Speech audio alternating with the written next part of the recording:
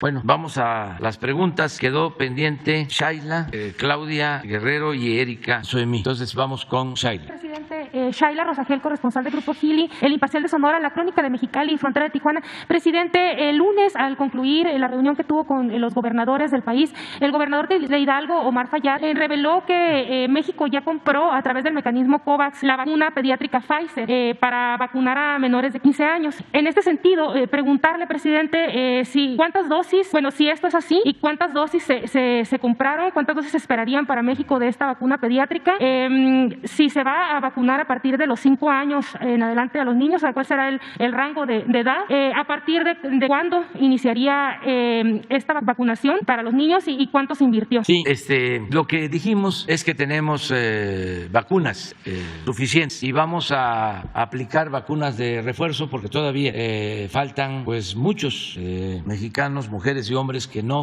tienen la vacuna de refuerzo. Entonces todos, el gobierno federal, los gobiernos estatales, los gobiernos municipales, todos vamos a intensificar la campaña de vacunación. Ya ayer logramos de nuevo levantar el número de vacunas aplicadas. Estaba bajando y la idea es reactivar el plan de vacunación todo este mes de abril para terminar de vacunar a los adultos, los que pueden recibir cualquier vacuna, cualquier tipo de vacuna. Ese fue el acuerdo. Creo que ayer, no sé si está la gráfica de vacunación, ya volvió a subir, porque estábamos ya en 100,000 en promedio, 120,000, y ya ayer fueron 442,000 vacunas de refuerzo aplicadas, y así hasta terminar el mes. Y pensamos que vamos a concluir. Y ya van a quedar vacunas en centros de salud y en hospitales para los que asistan voluntariamente, pero ya el plan de vacunación nacional concluye a finales de este mes y por eso nos reunimos para que en estos días se vacune a mucha gente. También se habló de que tenemos pagado por adelantado un lote de vacunas del mecanismo COVAX de la ONU y estamos solicitando que nos manden vacunas para los niños porque no se pueden usar estas vacunas que tenemos o si no son de algunas marcas autorizadas. Entonces queremos que lo que nos deben, lo que les pagamos por adelantado, que no los entreguen con vacunas para los niños, para empezar la vacunación con los niños, con las vacunas adecuadas. Entonces eso es lo que tratamos. Ya en estos días vamos a saber sobre la respuesta de COVAX sobre estas vacunas. Presidente, ¿cuántas dosis estarían esperando para los niños? Y esto es muy importante, ¿a partir de qué edad? ¿De 5 años como en Estados Unidos o qué edad sería? Es para todos los niños que deban vacunarse, que esté autorizado por la Organización Mundial de la Salud con la vacuna correspondiente. Sería también universal para todos. Sí, se están vacunando niños con enfermedades o con capacidades diferentes, eso lo estamos haciendo, pero niños que no tienen ningún tipo de enfermedad también van a ser vacunados de acuerdo al protocolo de la Organización Mundial de la Salud. Pero queremos salir ya con todos los mayores. Para cerrar nada más esta pregunta, sería a partir de, abril se termina ya la vacunación general, sería a partir de mayo. En abril cerramos y si abrimos campaña va a ser con los niños. Perfecto. Presidente, muchas gracias. En una segunda pregunta, fíjese que en Tijuana se siguen llegando migrantes de Ucrania y de Rusia. Ahorita están en un albergue, se están concentrando ahí en Tijuana. Preguntarle cuántos migrantes más se esperan ahí en la frontera de Tijuana, de Rusia y de Ucrania, y si Estados Unidos está en contacto con México atendiendo este fenómeno, ¿no?, de la llegada de migrantes de ucranianos y de Rusia. Y también ya por último, preguntarle si ya conoce cuándo tomará posesión la exgobernadora Claudia Pavlovich del consulado en Barcelona, y qué opina sobre la expulsión del exgobernador Quirino Ordaz por aceptar la embajada de España, del PRI, que lo expulsaron. Sería todo, presidente. Gracias. Bueno, sobre los migrantes refugiados de Ucrania, de Rusia, la Secretaría de Relaciones Exteriores está atendiendo a estas personas que están recibiendo refugio en nuestro país mientras hacen sus trámites para ir a Estados Unidos. La Secretaría de Relaciones Exteriores puede informarles sobre cuántos son, en dónde están y cómo van los trámites que se están haciendo con el Departamento de Estado de los Estados Unidos. Pero sí hay refugiados de Ucrania y también de Rusia en nuestro país, en la frontera. Tu otra pregunta fue sobre... Sí, ya el secretario de Relaciones Exteriores tiene instrucciones, se está viendo lo de la exgobernadora Claudia Pavlovich para ir a representar al consulado de Barcelona, y también ya está en España Quirino Ordaz, que es el embajador de México en España. Está por presentar sus cartas credenciales. Ya platiqué con él antes de su salida, conversamos y ya va a empezar a trabajar, ya está en España. Esa es es la información que tengo. La expulsión del PRI al gobernador por haber cerrado la expulsión, pues no me meto en eso. Creo que es un exceso, un despropósito, porque pues no va a representar a un partido, representa al pueblo de México y al gobierno de México. Entonces todos los mexicanos, independientemente del partido al que se pertenece, pues deberíamos de sentirnos orgullosos y todos aceptar de que un mexicano va a representar a nuestro país. Más si se trata de un militante partidista y todavía más si se trata de un exgobernador que va a representar a México. Pero bueno, están actuando los partidos de acuerdo a sus políticas, está haciendo sus cálculos que pienso no les ayuda, porque por encima de todo está la libertad. Es algo parecido a la orden, porque ni siquiera fue una recomendación, sino una orden así tajante, categórica. Todos a votar en contra de la iniciativa de reforma eléctrica. ¿Qué es eso? Si los diputados son representantes del pueblo, no son representantes de partido, no hay cuidado de las formas y tampoco del fondo, pero cada quien que asuma su responsabilidad. No puedo yo ser asesor, consejero, pero tienen expertos ahí, los intelectuales orgánicos del conservadurismo. Lo que pasa es que están como ofuscados, obnubilados, y eso no ayuda, porque no se piensa con sensatez, con tranquilidad. Entonces es pura pasión en el mejor de los casos, en el peor de los casos puro odio, y eso conduce pues a cometer errores. La política es un noble oficio. Se ha llegado a decir es el arte, la ciencia de gobernar. La definición de política que más me gusta es la que sostiene de que la política es hacer historia. Esa es la que más me place, porque hay muchas definiciones, ¿no? La política se inventó para evitar la guerra, la política es optar entre inconvenientes. Hay muchas definiciones. La política es el arte, la ciencia de gobernar, pero la que más me gusta es la política es hacer historia. Eso es lo mejor. Transformar, eso es hacer política. Esas eran tus preguntas, ¿no? Entonces, Claudia. Gracias, presidente. Buenos días. Quisiera preguntarle su opinión sobre si tienen detectado ya esta falla del programa de tandas de bienestar, porque el 83% de los mexicanos que solicitaron este apoyo no han logrado pagarlo total o parcialmente. ¿Qué va a pasar con esos más de 3.400 millones que no se han recibido de nuevo, que no han sido pagados por las personas que recibieron este apoyo?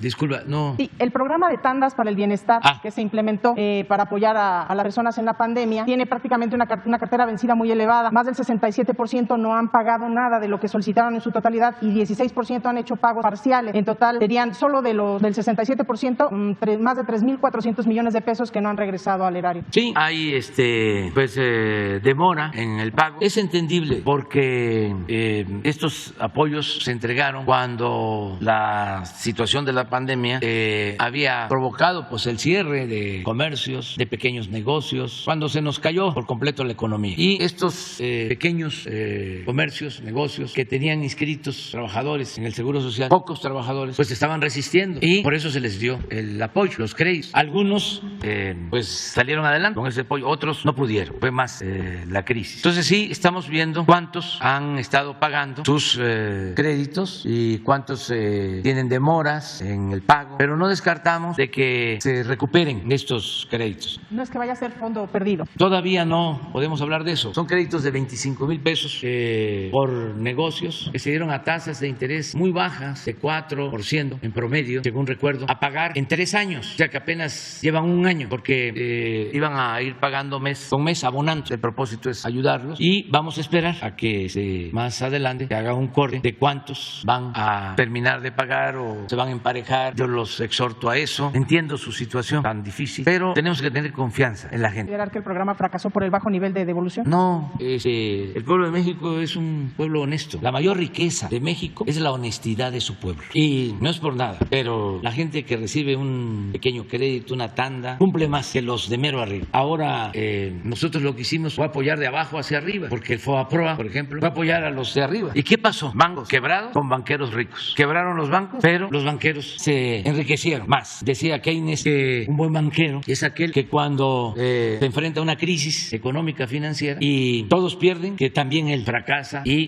quiebra. Eso decía Keynes. No es el que, además de la crisis económica, resulta que sale más rico antes de como estaba antes de la crisis. Eso pasó mucho en México con el FOBAPROA. Entonces, eso no sucede abajo. La gente ahí va abonando y es muy honesta. gusta, es una tradición que viene de lejos, de nuestras culturas, es la sabiduría del pueblo. Se ríen y se burlan cuando hablo del pueblo bueno, pues es eso, el pueblo que practica el bien sin mirar a quién, todo eso que se fue transmitiendo de generación en generación, que tiene que ver con la honestidad. Se burlan, por ejemplo, de que dije abrazos, no balazos, y puedo demostrar que con los balazos no se resuelven los problemas, que el mal no se puede enfrentar con el mal hay que enfrentarlo haciendo el bien, pero son concepciones distintas. También quisiera preguntarle sobre el caso Lozoya. ¿Qué información tiene sobre el acuerdo de reparación? Si ya hay algún nuevo monto que esté en la expectativa de Pemex para lograr un acuerdo en el caso de Odebrecht. Pues está revisando porque se solicitó información y yo creo que lo que estaban considerando como daño era lo de Odebrecht, lo que supuestamente Odebrecht le dio al señor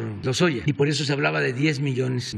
Pero la instrucción que di es que se revise bien sobre daños patrimoniales, si existen, que no se hagan las cosas a la ligera. En el caso, por ejemplo, del señor Ancira, se demostró con una auditoría de que había vendido la planta con un sobreprecio de $200 millones. Pero existe la auditoría, el documento oficial de la Auditoría Superior de la Nación, de la Federación. Entonces, eso es un documento, ¿vale?, que sirvió para plantearle que podía reparar el daño, y eso le ayudaba en su proceso, y él aceptó. Y por cierto, está pagando, ya entregó $50 millones y ahora está pagando mensualmente. Y qué bueno que lo está haciendo, porque había pagado los 50 millones y ya estaba hablando por malos consejos seguramente de sus abogados de que ya no iba a pagar nada, y cambió de parecer, y eso es bueno, porque si se repara el daño, él va a tener pues posibilidades de enfrentar sus asuntos legales. ¿Detalle de cuánto estaría pidiendo Pemex para aceptar? Es que no hay todavía una valoración, porque hay que hacer una especie de auditoría sobre el posible daño patrimonial. Llegan a un acuerdo y eso por un lado. Y lo segundo es de que informe sobre cómo se utilizó el dinero, porque en su declaración, y por eso se le dio el carácter de testigo protegido o el equivalente, de que el dinero que salió de Odebrecht y de otras fuentes se le entregó a legisladores del PAN para que aprobaran la reforma energética. Lo que pasa es que de eso no se habla, pero entonces él tiene que probar eso y la Fiscalía tiene que actuar, porque por eso le dieron el carácter de testigo protegido, que es un tratamiento especial, vamos a decir, y es importante que se aclare sobre estos sobornos. Hace 2 días en la Cámara de Diputados, ¿no tienen por ahí la escena? De le llaman cabildero, un intermediario, una especie de coyote, de empresas extranjeras que no quieren la reforma constitucional que estamos proponiendo en materia eléctrica. De manera descarada se metió hasta la sede de los diputados y se sentó en una curul con un portafolio. No estoy diciendo que el portafolio llevaba dinero, eso no me corresponde a mí, pero ¿qué hace?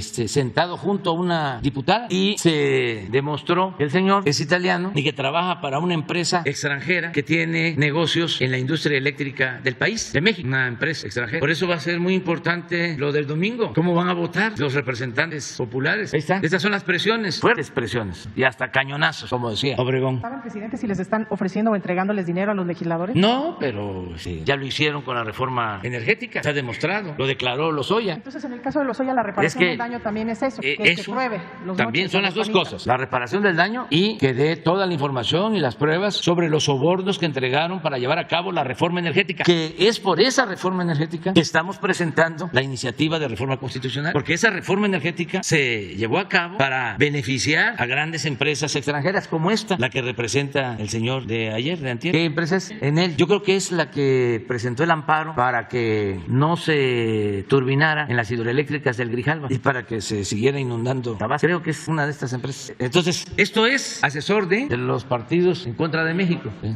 Presidente, y ya por último quisiera preguntarle sobre el informe que presentó el Comité contra la Desaparición Forzada de la ONU. Está reportando que las desapariciones en México se siguen incrementando, que se llevan a cabo por la delincuencia organizada, pero que hay participación de las autoridades. También hay un fenómeno reciente preocupante sobre el incremento de desapariciones de niñas y adolescentes. ¿Qué opina de este informe y cómo respondería el Estado mexicano a las recomendaciones? Y si están pensando en alguna estrategia en particular para frenar este fenómeno. Ya se está atendiendo lo de la recomendación, lo está haciendo la Secretaría de Gobernación. Ayer incluso dieron a conocer un informe, la Secretaría de Gobernación. Pero una de las recomendaciones una de las recomendaciones es desmilitarizar la seguridad pública. ¿Usted estaría dispuesto a dar ese paso? Ellos no tienen, con todo respeto, toda la información, no están actuando con apego a la verdad. Ya no es el tiempo de antes en que se usaba usaba al ejército para reprimir o para rematar heridos, como se hacía en la época de Calderón, o para desaparecer a personas. Ya no es ese tiempo. Entonces, todo esto lo está aclarando Gobernación. ¿Alguna estrategia especial que pudieran La que poner está en llevando marcha? a cabo la Secretaría de Gobernación y el plan de búsqueda, que es de lo mejor del mundo en cuanto a profesionalismo, a trabajo y algo que es muy importante, a honestidad. Y desde luego no hay impunidad. La diferencia entre los gobiernos neoliberales y nosotros es que no permitimos nosotros, como ellos, la corrupción, no permitimos la impunidad. Y el ejemplo más claro, notorio, aunque se oculta por conveniencia, es lo que sucedió durante el gobierno de Calderón, que el secretario de Seguridad era García Luna, que está preso en Estados Unidos acusado de vínculos con la delincuencia organizada. Y no solo era su secretario de Seguridad Pública, era su brazo derecho. Por eso Calderón debe aclarar sobre este asunto. No ha hablado, nos debe una explicación a los mexicanos. Entonces, esto hay que informarlo a la ONU, porque ellos no vieron nada de los abusos que se cometían, crímenes de Estado durante el periodo neoliberal. Hay que ponerlos al tanto de que ya es otra realidad. Y lo está haciendo la Secretaría de Gobernación. Y ningún organismo internacional va a ponernos en el banquillo de los acusados si estamos actuando con legalidad, con humanismo, si no permitimos la corrupción, si no permitimos la impunidad. ¿Qué pueden hacer? Nada. Inventar. Eso sí.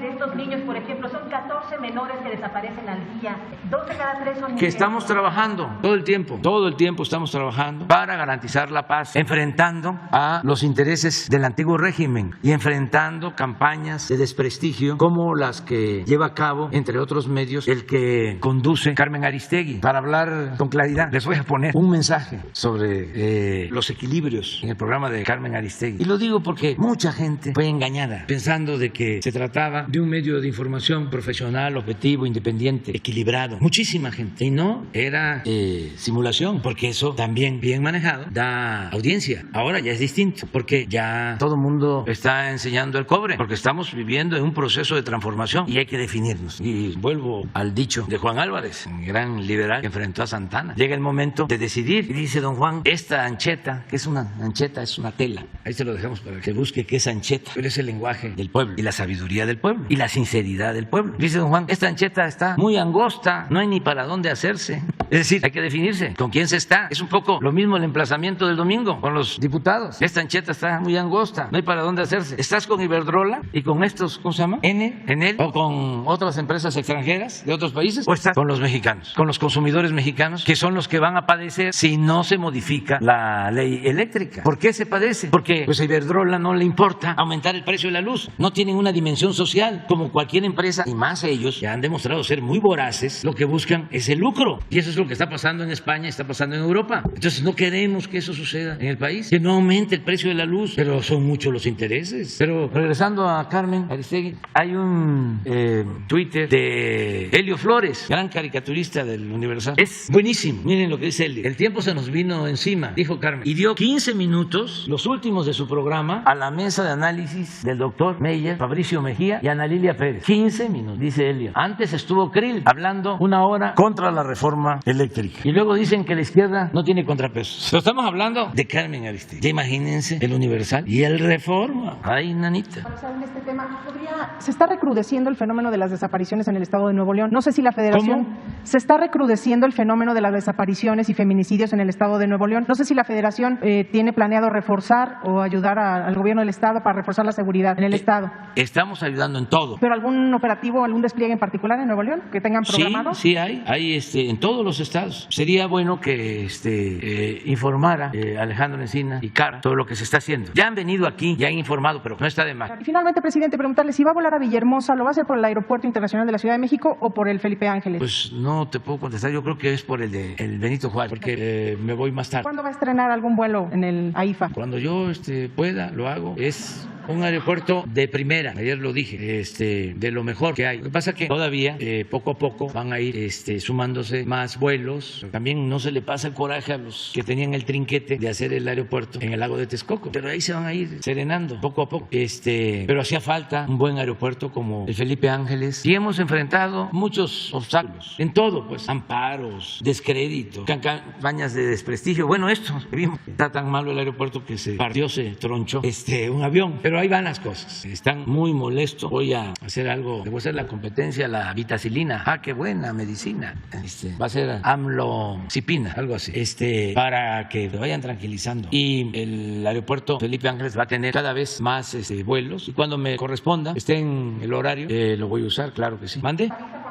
Sí, cómo no. Vamos con Erika. Buenos días, presidente. Erika Ramírez, de la revista Contralínea. Presidente, pues ya veíamos esta imagen de Paulo Salerno en una de las bancadas opositoras a su administración para influir en esta reforma, en esta iniciativa de reforma eléctrica. En Contralínea, presidente, documentamos a través de una investigación periodística que entre los pasillos de las cámaras de senadores y de diputados hay 380 cabilderos o personeros o coyotes, como usted lo ha mencionado, de pues distintas empresas, tanto mexicanas como extranjeras, y también representantes empresariales que, bueno, pues se pasean en los pasillos del Congreso de la Unión con total impunidad y, como ya vimos, ocupan incluso curules en la Cámara de Diputados. Entre los intereses que están defendiendo estos personeros, pues están en diferentes sectores como el minero, el siderúrgico, el energético, relacionados con el cambio climático, con el desarrollo de los pueblos indígenas, la ley de leyes laborales, en fin, son un sinnúmero de campos en los que están metidos, y de todo esto, presidente, pues no hay información al respecto. No sabemos los mexicanos cuáles son los acuerdos, cuáles son las pláticas, cada cuándo se reúnen, si ha habido sobornos en legislaturas anteriores. Pues se dio el caso o se documentó que legisladores panistas habían recibido viajes por parte de una tabacalera a una muestra de automovilismo, y bueno, ahora pues de acuerdo con este padrón de cabilderos de la 65 legislatura, como ya le decía, son 380 cabilderos y personeros que se mueven en la Cámara de Diputados y de senadores, que no hay registro público de estos tratos a los que llegan con los representantes populares. Y bueno, entre algunas de las empresas que hay están representadas, pues está Coca-Cola, Philips, PepsiCo, Samsung, Amazon, Facebook, Roche, Johnson & Johnson, Syngenta Agro, AT&T, Kansas City Southern de México, PricewaterhouseCoopers, también está pues la International Chamber of Commerce México, y en este momento pues también vemos a transnacionales que están pues enfocadas a esta iniciativa de reforma eléctrica que usted ha propuesto. También pues están los personeros del Consejo Coordinador Empresarial, la Confederación de Cámaras Industriales, la CONCAMIN, y la Confederación Patronal de la República Mexicana, Coparmex. Estos últimos son asiduos sobre todo a las comisiones de Hacienda, Estudios Legislativos, Energía, Seguridad Social, Anticorrupción, Transparencia y Participación Ciudadana. Y bueno, pues como ya veíamos, estos personeros pueden llegar incluso a ocupar curules que corresponden a legisladores. La pregunta, presidente, es si considera usted que debe ser regulada y transparentada esta práctica que ocurre entre los representantes de las grandes transnacionales, de las grandes empresas mexicanas y los representantes del pueblo. Pues sí, miren, estas empresas pues eran las que mandaban antes. Estas empresas y sus abogados fueron los que hicieron los artículos de la Constitución cuando la reforma energética en sus despachos. Sobre todo los transitorios hicieron algo nunca visto en reformas constitucionales en México. Son tantos los transitorios para afianzar sus intereses que es más lo que se escribió en esos transitorios de la Constitución que lo que quedó establecido en los artículos 25, 27, 28 que tienen que ver con el sector energético. Porque los abogados, para no reformar leyes secundarias que solo requieren de mayoría simple, hicieron que todo quedara en la Constitución. Porque para modificar la Constitución se requiere no mayoría simple, sino 2/3 partes. Por eso, en esta reforma a la Constitución que presentamos, pues son 2/3 partes. Si fuese mayoría simple, la mitad más uno, pues hay muchos legisladores, tanto en la Cámara de Diputados como en la Cámara de Senadores, nacionalistas, verdaderos representantes del pueblo, y saldrían las reformas. Pero se trata de una reforma constitucional. Aún así, tienen mucho temor, mucho miedo a perder sus privilegios, porque lo que están haciendo con la legislación vigente es saquear, es robar, es recibir subsidios del presupuesto público, y eso se acabaría. Pero no solo es eso, es también el litio, que es un mineral estratégico sin el cual no podría haber desarrollo industrial para sustituir el petróleo. No podrían haber carros eléctricos sin el litio, porque es el que permite hacer baterías para conservar la energía que mueva los automóviles, por poner un ejemplo. Y resulta que nosotros tenemos litio, que es como en su momento tener el petróleo, o antes el oro, es el oro blanco de litio, y lo ambicionan. Entonces por eso están en contra de que se reforme la Constitución. información. Ahora, yo ayer hablé en mi informe, porque pues ya los conocemos, sabemos que son muy ventajosos, que no tienen llenadera, incluso no tienen ideología, tienen intereses. Su Dios es el dinero. Podría aquí poner ejemplos. Voy a poner uno, porque esto ayuda mucho, sobre todo a los jóvenes. El caso de Venezuela. Decían horrores de Venezuela, lo peor Venezuela. Sin duda alentaron una oposición al gobierno de Venezuela. Yo recuerdo que fue el señor Guaidó, uno de los opositores al Congreso en Estados Unidos, y le rindieron un homenaje cuando el presidente Trump, todos de pie, los legisladores de los dos partidos, aplaudiéndole, pero con pasión, con euforia.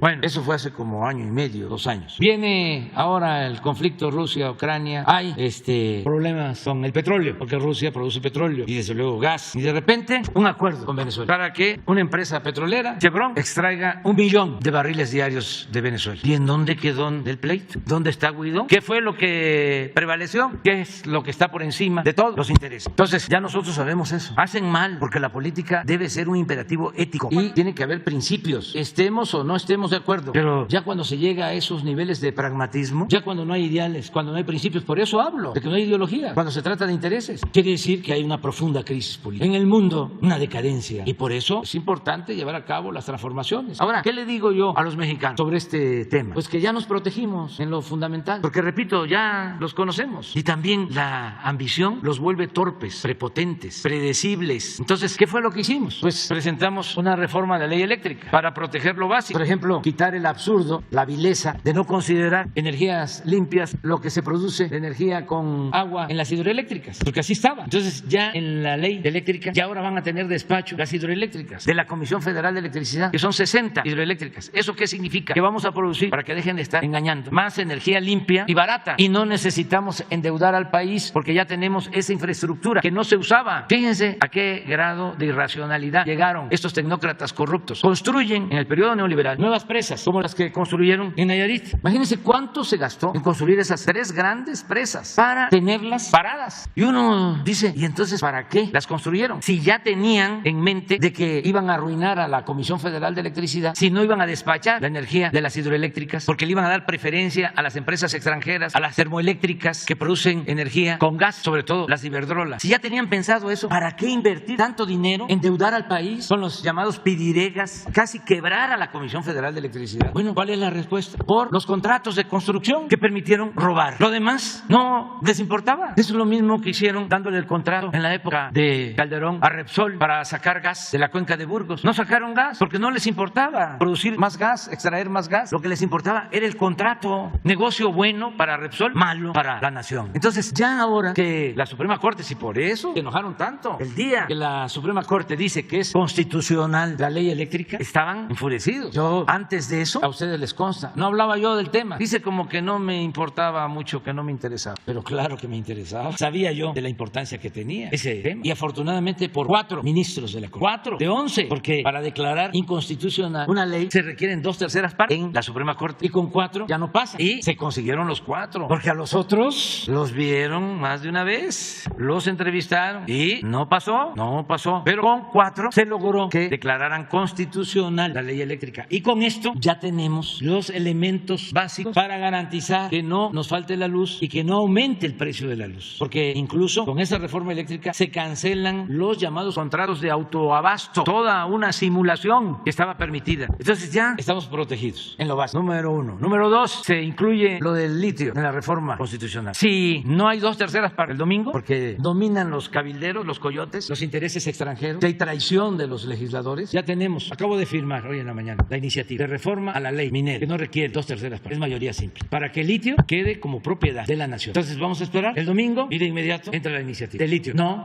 pero además para que sepan, mexicanos, de que no nos van a poner contra la pared. No, el litio que lo ambicionan, porque me consta, tanto corporaciones como gobiernos extranjeros, va a ser de México. Ayuden ustedes, que son mirones profesionales, a hacer la investigación. Presidente, de estos 380 cabilderos, ¿no hay información precisa de los acuerdos a los que llegan con los legisladores legisladores, es decir, hacen todas las negociaciones en lo oscurito, hay opacidad. Los mexicanos no tenemos acceso a esa información, no sabemos que estaba Pero México negociando. es un país de libertades. ¿Saben qué se hacía antes? Que nosotros no hemos hecho y no vamos a hacer. Se aplicaba el 33. Porque eso de que esté sentado un cabildero en el Congreso cuando se está definiendo un asunto de interés nacional es una causal para la aplicación del 33. Es injerencismo. Antes, mucho antes, decían extranjero pernicioso. Y hasta hace poco lo aplicaban, el 33. Los presidentes neoliberales se lo aplicaron a los que vinieron a apoyar el zapatismo y a muchos. Nosotros no. Somos libres. Solo tenemos un pueblo que es mucha pieza, muy consciente. Bueno, lo vimos el domingo. A pesar del boicot, de que no se pusieron casillas. Ahí está la gente apoyando, respaldando la transformación. Entonces, no podrán. Estaba yo viendo un video, de veras, que me dio pena ajena, de Broso. A ver si lo consigo. Dice, ojalá y el domingo que viene sea como el domingo pasado, para que podamos celebrar otra noche triste. Pero es eso, pues, que deberían de tomar distancia, serenarse, respirar profundo, porque es de lo más irracional. No cabe duda que cuando alguien se entrega por entero a la mentira, pierde hasta la imaginación y el talento. Eso decía un crítico literario. De buenos escritores que cuando ya se echan a perder, pues dejan de tener talento, ya se les va, ¿no?, el encanto. Eso sucede mucho. Entonces no podemos hacer más que informar y decirle a la gente, repito, de que estamos protegidos. ¿Y los legisladores no deberían de informar a los acuerdos que llegan? Pues es muy difícil porque pues hacen acuerdos en lo oscurito. Eso que sucedió, que se está ahora ventilando en la Fiscalía cuando sobornaron a los legisladores del PAN, pues fue todo un escándalo, nada más que se cayó, silencio. De eso no se habla en los medios, en la información, con honrosas excepciones. No se habla de eso. Fue gravísimo. En cualquier país hubiera sido un escándalo. Se caen presidentes y todos los legisladores. ¿Quién sabe qué hubiese ocurrido en otras partes? Aquí, silencio. Pero es mucho pedir que si la prensa está al servicio de los intereses creados, pues que haga estos cuestionamientos. Ustedes porque ejercen a plenitud sus libertades y son verdaderamente independientes, la mayoría de los que vienen aquí, pero los grandes empresarios de los medios y los periodistas como Loret, como estos que tienen mansiones y departamentos en el extranjero y yates y eso, no, pues entonces, no es que no sean periodistas, ¿no?, sino que tienen una misión, tienen un propósito. Por eso hay que hablar de estos temas, porque los que estudian comunicaciones en la Facultad de Ciencias Políticas, en la Ibero, en donde hay carreras de periodismo, tienen que conocer, informarse, porque las universidades fueron tomadas también por el conservadurismo, por la derecha. Entonces hay que estar agitando sobre estos temas, porque va a ayudar mucho. La vez pasada, así como tú, vino otro joven que le pregunté, ¿cuántos años tienes? 28. Claro, consecuente, su pregunta bien articulada, pero además con un compromiso con los ciudadanos. Y así yo espero que salgan muchos jóvenes. Igual en la política, cuando veo argumentar a mi tocaya Andrea en la Cámara de Diputados, que tiene 24 años, 25, me da muchísimo gusto. Ya es para decir, me puedo retirar tranquilo, me puedo jubilar tranquilo, me puedo ir ya tranquilo. Porque así como ella, hay muchos otros. Hay relevo generacional. Eso es lo mejor que se puede aportar. Entonces, eso es lo que puedo contestar. Presidente, la Universidad Nacional Autónoma de México es una de las mejores universidades del mundo a nivel Iberoamérica, gracias al trabajo que han desarrollado profesores, alumnos, investigadores que diariamente hacen y que la han colocado ya desde hace varios años como referente a nivel mundial en educación, investigación y divulgación de la ciencia y la cultura. Sin embargo, no podemos decir lo mismo de sus autoridades, grupos de poder enquistados desde hace décadas en estructuras de gobierno decimonónicas que obstaculizan cualquier intento de democratizar la administración universitaria, rendir cuentas y reorientar el gasto en esta institución. En contralínea, presidente, hemos revelado que una cúpula de al menos 85 funcionarios que cobran entre 90,000 y 187,000 pesos cada mes, están en contraste de los 30,000 académicos que viven en precariedad e inseguridad laboral, reciben entre 3,500 y 8,500 pesos mensuales.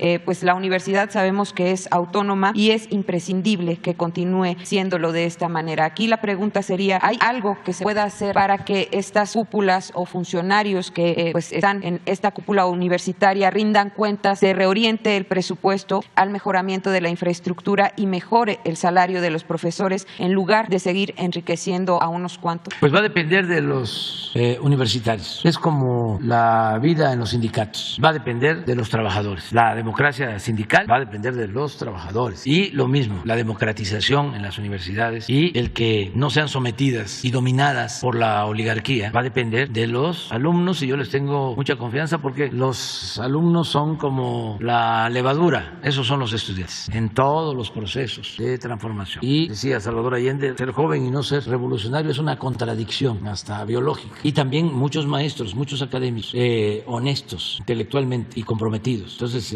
las universidades se tienen que ir también renovando y actualizándose, poniéndose, si no adelante de los procesos de transformación, a la par, pero no se pueden quedar atrás, la retaguardia, tienen que ser vanguardia de los procesos de transformación y hacia allá vamos. Es que fue mucho tiempo el predominio del modelo neoliberal, fue mucha la oscuridad del atraso, la manipulación, la corrupción, la cooptación, las distorsiones, mucho, pero al pueblo se le puede mentir una vez, 2 veces, pero no se le puede mentir todo el tiempo. Eso es lo que decía Lincoln. Entonces ya la gente está despertando. Yo estoy muy optimista, por eso, muy optimista. Y vamos bien. Por último, presidente, en la Secretaría de Infraestructura, Comunicaciones y Transportes han revertido algunas de sus disposiciones y en lugar de descentralizar el presupuesto han iniciado una concentración en la toma de decisiones para la asignación de contratos de obras públicas federales y lo más delicado es que desde la Subsecretaría de Infraestructura han enviado oficios a los centros de la Secretaría de varios estados para quitarles las partidas presupuestales y que todas las decisiones se tomen en oficinas centrales, presidente. ¿Cuál es su opinión al respecto de este tema? Pues es que se están llevando a cabo obras estratégicas que requieren de